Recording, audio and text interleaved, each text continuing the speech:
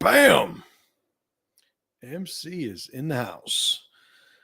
What's going on, folks? My name is Justin Garcia, also known as Master Chem, and this is the Warrior Stream. I am here every Wednesday at noon Eastern Standard Time, usually getting a topic, deep diving on it, and having a good time while doing it. And today we have a pretty interesting topic.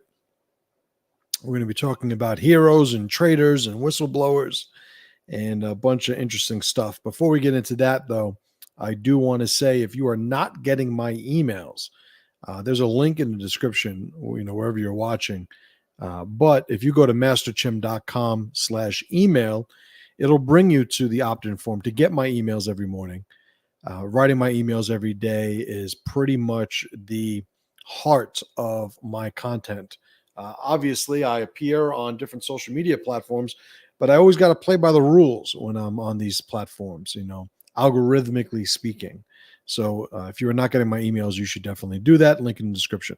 So that's who we got watching now. We got my man Jesse. What's up, Jesse? Corey, good to see you. Jamie, my dude up in Canada. Good to see you, my friend. A lot of the usual suspects, which I love. If you guys are on, feel free to say what's up. Some of you guys like hanging out, in the shadows, but I want you to say what's up, and I can do the same. John Wiley in the house. What's going on, brother man? Good to see you. All right. Some of you guys watching know already, you've heard already, I have an event coming in a few weeks in Pennsylvania. My PressureCon event is the annual event I host every third weekend in July. And it's fast coming upon us. I got a pretty good event planned out today. The way we usually break it down is everybody shows up on Friday and we do a little bit of a meet and greet. Saturday, there's a lot of content, a lot of sort of workshops and exercise sort of formats. That's where I give a bulk of my presentations. I get a little bit of, interaction one-on-one with the guys, which is always good. And then Sunday, we have Pressure Sunday. And Pressure Sunday, I always find a way to find a little bit of a movement-based process to help people that are in attendance in the way that the event itself is themed. The theme for this year is self-power. And the Sunday that I have planned is going to be self-powerful, to say the least. Not going to be easy, but it's going to be a good time. It always is. Aaron, what's up, darling? Good to see you. So let's get into today's topic. If you guys don't know already, it sounds like Julian Assange has been released pending the finalization of the plea agreement. And when it has, when you look at a guy like Julian Assange and it ends in this sort of anticlimactic, now mind you, for his benefit, and I don't know how I'm going all over the place. I know. I'll focus, I promise. I don't know how informed you guys are on the Julian Assange case. There was a time where I was very informed. I've sort of deleted a lot of those files in my brain. And I've just, reassessed and reintroduced myself to a lot of what's going on. But the concepts behind this type of situation is something that I think we should all be familiar with. So here's the thing.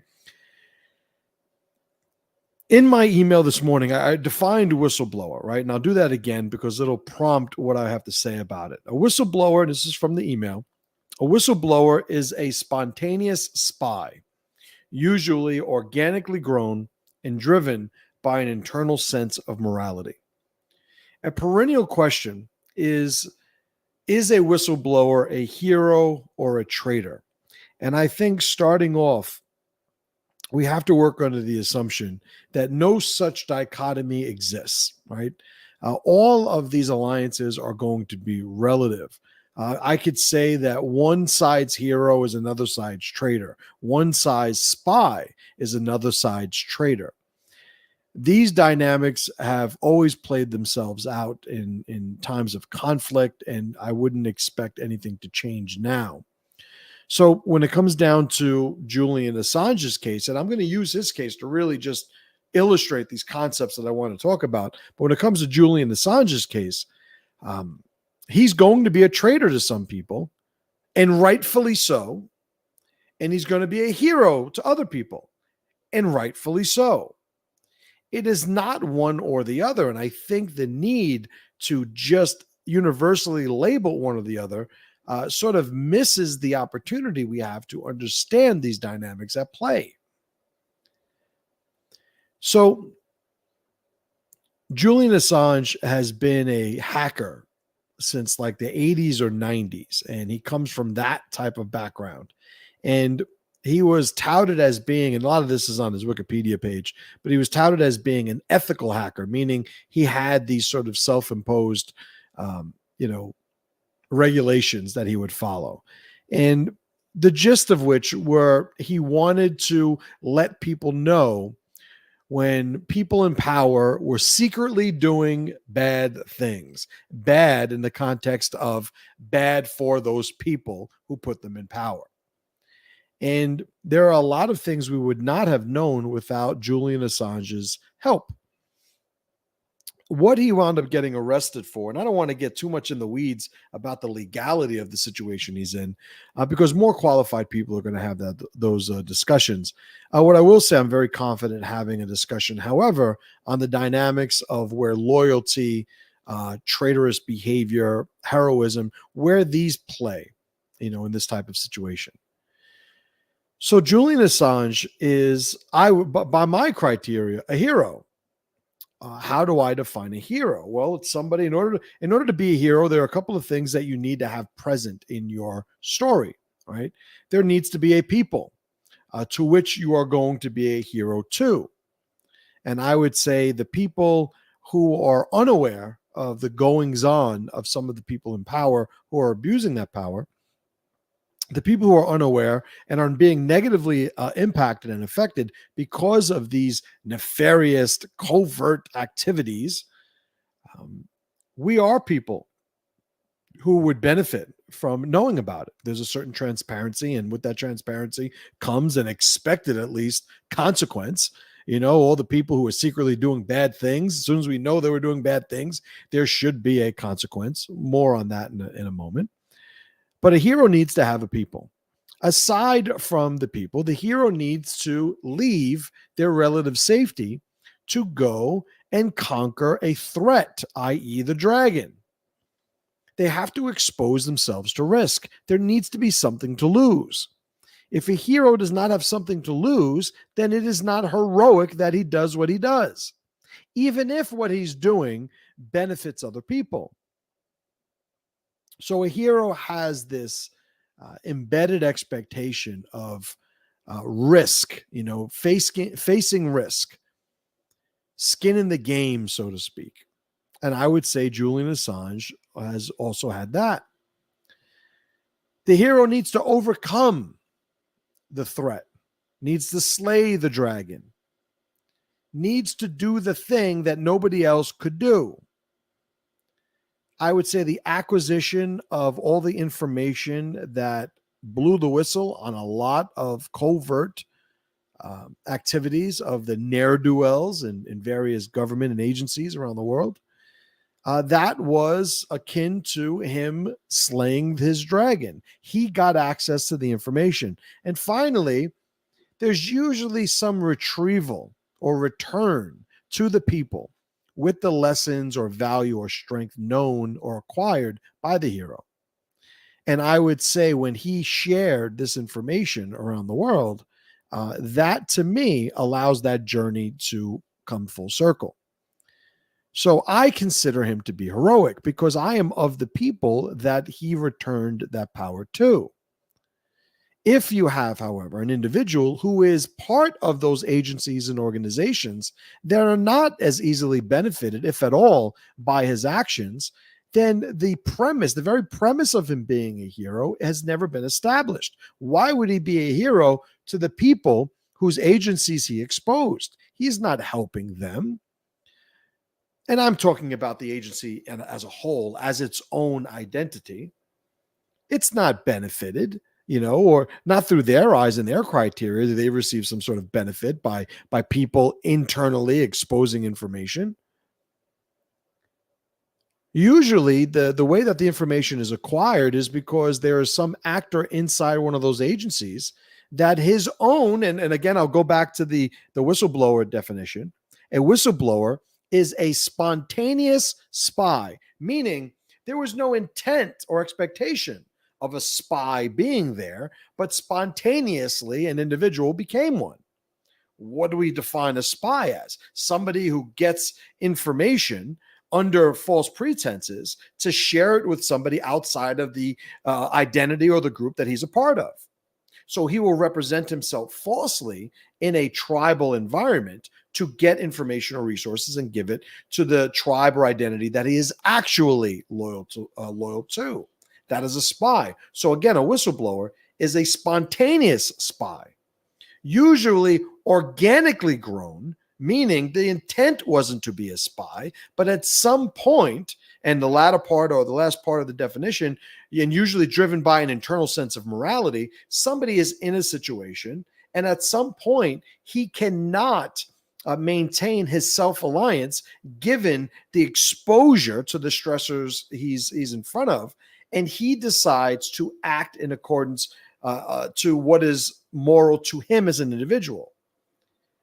And he starts representing himself falsely, and he contacts and transfers information, resources, etc., to somebody outside. That is what a whistleblower actually does. So when somebody becomes a whistleblower, they are betraying the tribe that they were a part of. So it only makes sense that the tribe or the agency or the group identity that the whistleblower is acting in considers the person to be a traitor. This is how somebody like Julian Assange can be connected to being a traitor and a hero simultaneously, depending on the perspective you are using to identify him. So when you look at how people are going to discuss the value of Julian Assange, a very common thing, and this is something that that one of my points that I don't think a lot of people agree with at first. A little bit of a suggestive way of putting it, right? At first, meaning eventually, I expect that they will. But some people are like, well, he should never have been charged. He should never have been charged. Understand, and even though there is a codified protection of whistleblowers, the Whistleblower Act of, I don't know, it was in the 90s or something, aside from the legislation that was passed concerning this, just talking about the dynamics themselves, a hero has to accept the risk of their actions. We hold heroes in such high regard in our society because without the need to do so, they expose themselves to risk for the benefit of the tribe. They expose themselves to risk.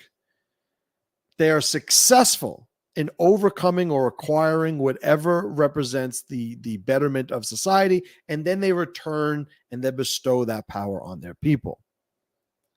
It would only make sense that in order to still hold heroes on a pedestal, we have to understand and accept the risk that goes along with them acting heroically, which means this expectation that a guy like Julian Assange, and let me be a little bit more specific here, because there are going to be some people that say, hey, he just owned WikiLeaks and he got information and transferred it. He was just a publisher. And granted, I don't disagree with that. So let's talk about an example of somebody who is just a whistleblower, right? And, you know, a Snowden character, right? So in those situations, it's like, yes, of course they're going to be charged, and they should be. But it doesn't mean they need to be convicted. Now, it doesn't mean that, well, if you don't think they should be convicted and they shouldn't be charged, that is not true. Because whenever the whistleblower who is acting justly is charged by the agency that they betrayed, it should be on us to come to their defense and absolve them of the consequences that the agency is looking to place on them. So by the hero getting charged, it reminds us that we still have a participatory role in this process. A guy like Julian Assange or Edward Snowden supposed to be charged, and we're supposed to come to their defense. If you remove the liability inherent in being a whistleblower, like an Edward Snowden or a Julian Assange is a whistleblower, then there is a cost that transcends the need that we have. Meaning, there has to be a penalty for somebody who's sharing classified information.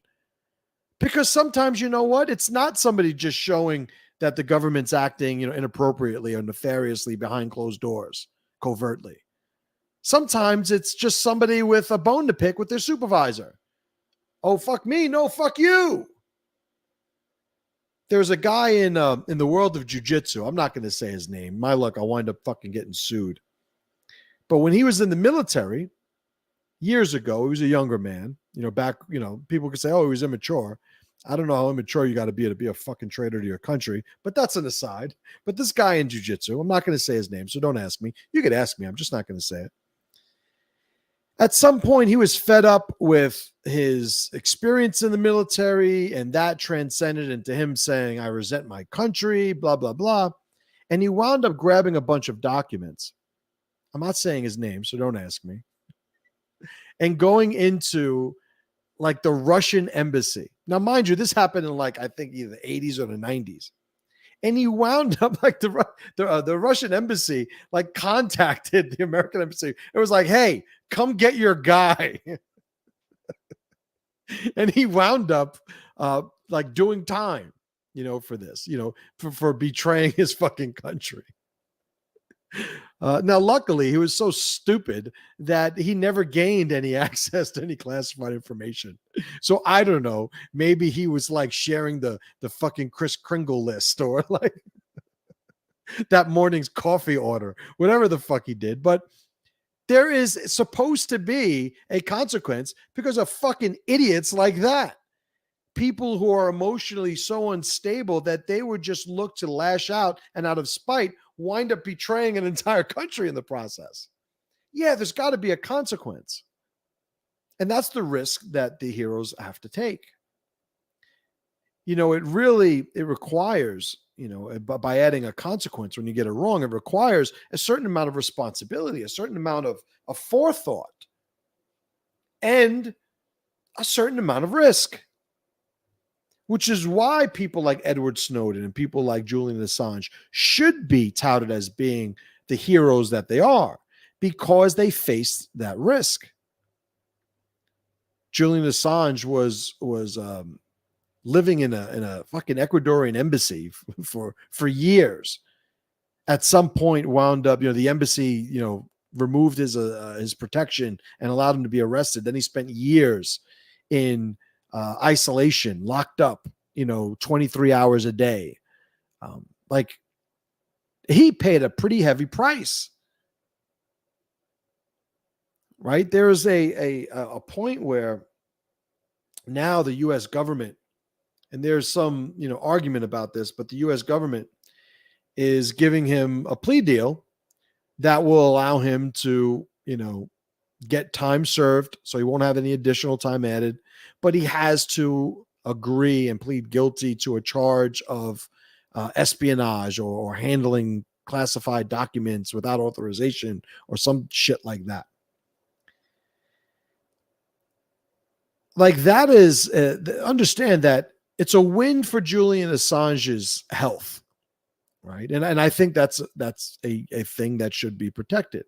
But we have to understand that what the U.S. is doing is trying to make sure that people understand you're not going to get off scot-free, no matter how valuable the information that you shared is. No matter that nobody died as a result of the exposure. And listen, I'm not somebody who even says that should be a line. There are so many things we learned. In the 2016 presidential race, the fact that the DNC was conspiring against Bernie Sanders. It's that's thanks to Julian Assange. The John Podesta emails. That's thanks to WikiLeaks and Julian Assange. Like, there are so many things that we operate as sort of under the guise of it being common knowledge at this point politically, that we would not even be privy to this information if it wasn't for guys like, and specifically, Julian Assange. So I think, they should 100% be expected to pay for their actions, because it really charges us with the obligation of protecting them. And I think that's what makes them a hero. Julian Assange, I don't know if, locked away in a jail cell in those last days before he had any, light at the end of the tunnel, I don't know if at any point he sees somebody who sits there contemplating whether he should have done something else. Like, is this worth it? Is there any regret that he was going through? I don't know. Right. But you know what? We want to be able to protect heroes like that because we need those people to step up. Right. We got some questions here. Magoo, my man Magoo says, Magoo's into the chat. Yeah, Julian Assange doesn't feel real to me. He definitely is a hero. Right on. Corey says, I'm not anti-Russia, but for all the hate they get in the West, Julian Assange revealed some pretty valuable information from them as well. And here's the thing about Julian Assange. Julian Assange is, in the Bronx, we say Julian Assange is about it, right? Another way you could say it is he's a true believer. Part of, ironically, part of the agreement he has, the plea agreement, is motivated by this expectation that this guy's broken. He's got health problems. He just wants to go home to Australia. He's not going to be a problem. I don't know if you're Julian Assange and you just went through what you did on top of who you are at the core of your identity. I don't know if you stop, right? Because the guy is about it, and I will say you could see that in his very, objective, non-biased way of putting information out. Like, I remember a lot of people were saying that he was more right-leaning because he only shared information about Hillary Clinton and the DNC and stuff. And he was like, listen, I just didn't get any information about the other people. Nobody sent me information about the other people, or I would have put that out too. And so, yeah, he is somebody who is at his core a whistleblower. He's that guy, right? Corey also writes, Vault 7 whistleblower Josh Schultz locked away in solitary confinement in heinous conditions. And, let me see, I think of an analogy here. There's a funny bit that Kevin Hart had, and I don't think he's necessarily very funny, but he had this funny bit where somebody was reminding somebody that their threats were basically worthless. And, there's a point where, he looks at the other person and goes, you ain't gonna do shit.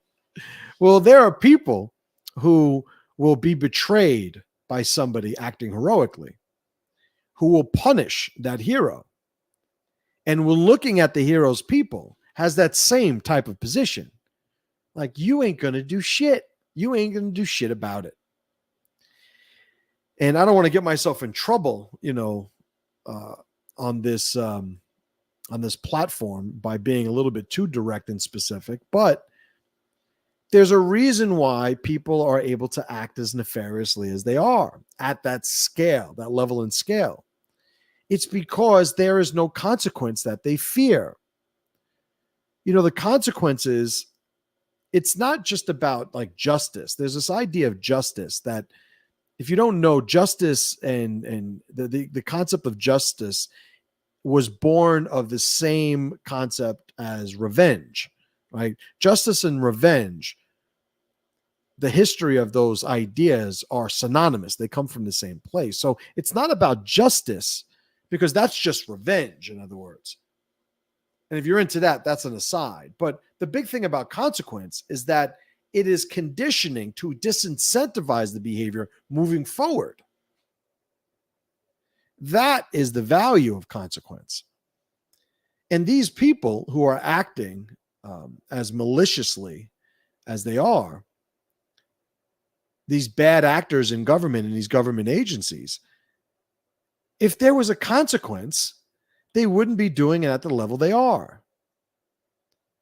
There was one point, and I don't know too many of the specifics here, so I'm going to estimate some of this, or at least paraphrase the gist of it. But Julian Assange, when asked about like how he was going to create any good out of this, his whole thing was he was going to either force government actors to stop doing the bad things, or he was going to make them more efficient at doing it. Meaning, if he had the information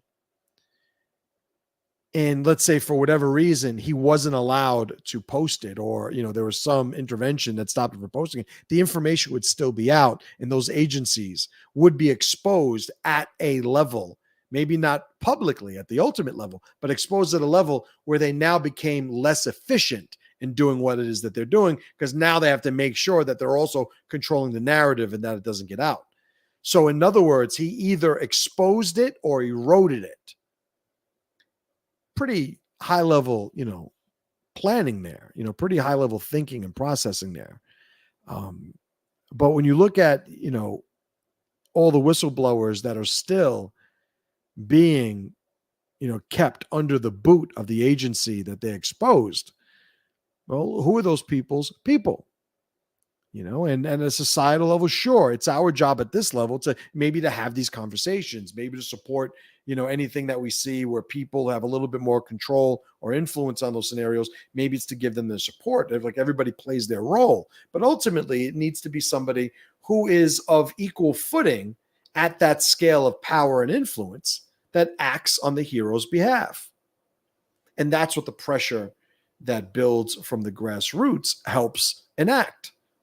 We make it worth their while to defend these people. With Julian Assange, at some point, I read that, and I don't recall this happening in real time, but there was even a bipartisan agreement in America whereby both sides of the aisle agreed that Julian Assange should not be prosecuted, that he should be absolved of any legal, consequence based on on the value of his actions. And this is a game that will never stop being played. But I think we do ourselves a favor when we understand everybody's role in it. A lot of times in one of the symptoms of surplus, living in the aquarium, as we all do in the first world, is we get really used to, well, other people handling that. Well, that's for other people to do. Now, whereas I am certainly somebody who says we should prioritize our self-alliance and our tribal alliance, like not let the world in unnecessarily, I also think that it is foolish to ignore the somewhat insignificant role you play in those larger games just because it's insignificant.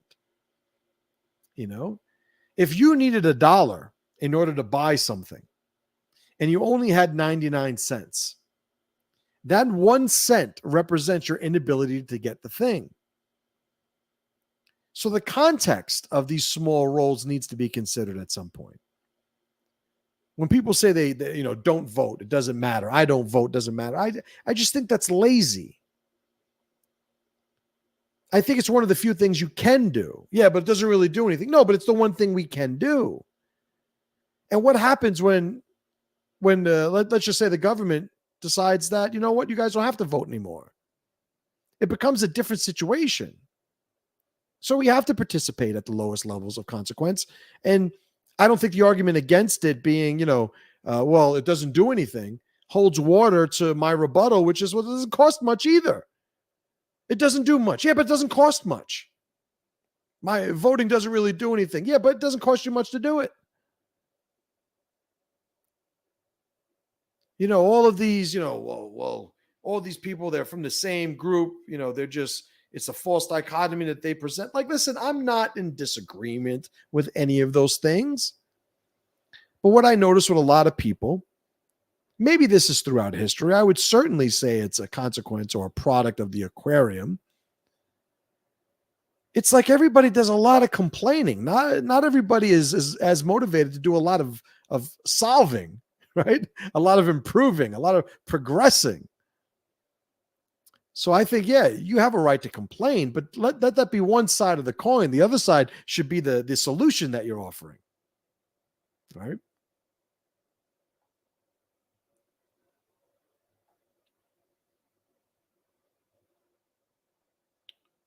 Magoo says he was fucking up the jobs of some of these bureaucrats.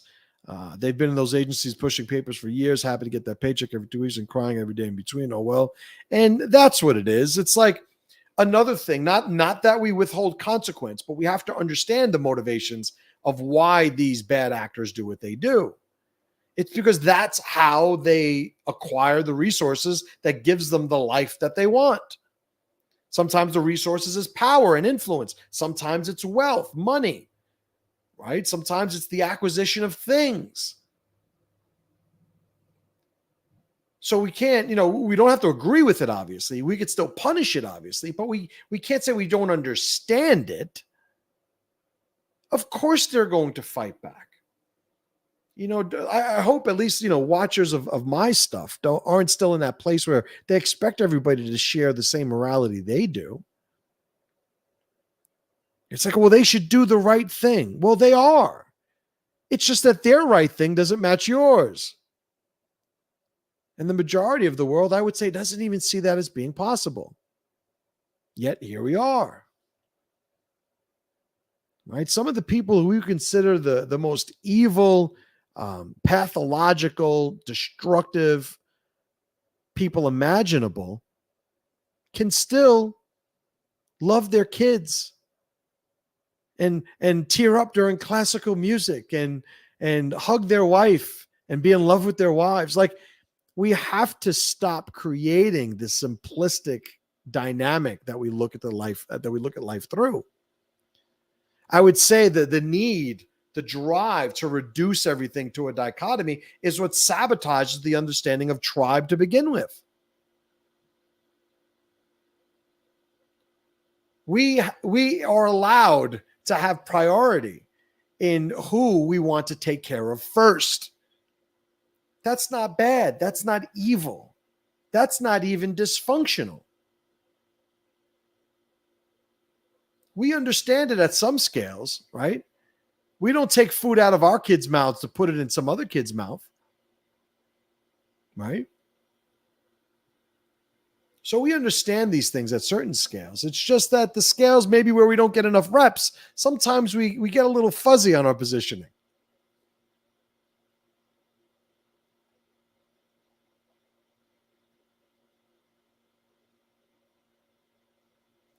Corey says, excellent point. So many miss the part about how we're supposed to be standing up for these men when government entities do what we know they're going to do. That's right. And it's just, listen, this is the symptoms of surplus, right? The land of the fat, poor people, right? And all of these unnatural, anomalous deviants are born of this scale of society. Society at this level is unnatural. So they're going to be all of these just, illogical seeming, manifestations of this unnatural state. And you will have people, like you'll have grown men who suddenly think there's no obligation for them to protect their people, to provide for their people. Somebody else will handle that. Somebody else will handle that. Like all of the deviant behaviors, the pathological behaviors that are becoming less and less deviant by the day, becoming more normalized by the day. These are products. These are symptoms of surplus. These are products of a society that isn't any longer fighting for its existence. So they create these dilemmas, right? Think about all the people during COVID that saw themselves as heroes because they were wearing a mask or because they weren't wearing a mask. Like, it's not just one side of the thing, but the whole thing is you haven't fucking done anything heroic, yet these people think so highly of themselves because most of everything is being taken care of. So they turn mountains into molehills so they could traverse them and say, look what I've accomplished. You haven't done a fucking thing. People now think, well, we're just supposed to get along with everybody. I heard one guy say, well, I'm anti-war. Are you? Anti-war? What does anti-war mean? Does that mean there's never a reason for war? There's a game I play, right? It's mental exercise. I do it at my events. I've done it in the past. I ask people, what's one thing you'll never do? It takes them a long time to think of an answer. Finally, they think of something. And I try to make sure they get really, really dark with it. What's one thing you'll never do? I'm not even going to give you some of the examples that come out in these events, but it's as dark as you would imagine. But the premise is, what's one thing you'll never do? I mean, they say something. And then right after that, I go, well, when would you do it? Create a scenario where you would do it. That always takes seconds. The first question sometimes might take them 15 minutes to think of something. But then when I ask them, when would you do it? Seconds, they have a scenario. Because all these things are relative and context matters. So with people today, they have a position that, well, I would never want violence. I would never want war. I would never want, and it's just lazy. It's like, no, don't say never, because I could ask you, think of a time where we should go to war. And it'll take seconds for them to think it. So don't identify yourself as anti-war. It's lazy. How about you do the thinking necessary to develop a position that will be upgraded with new information, right? And you pace yourself. You don't come to complete conclusions with incomplete information, right? New information should never debunk the conclusion that you had prior, right? There's that fable story of the different people being asked what this object is and blindfolded, and it was an elephant. But one person felt one part of the elephant and said, it's a wall. One person felt another part and said, it's a vine. Another, like, it was an elephant the whole time, but their limited perspective reduced their ability to understand what it was. But all of them came to a conclusion based on that limited information. Well, this is the thing. We identify ourselves. I'm anti this, or I would never do this, right? In NLP, they're called universal quantifiers. I always do this, or I never do this. They're lazy.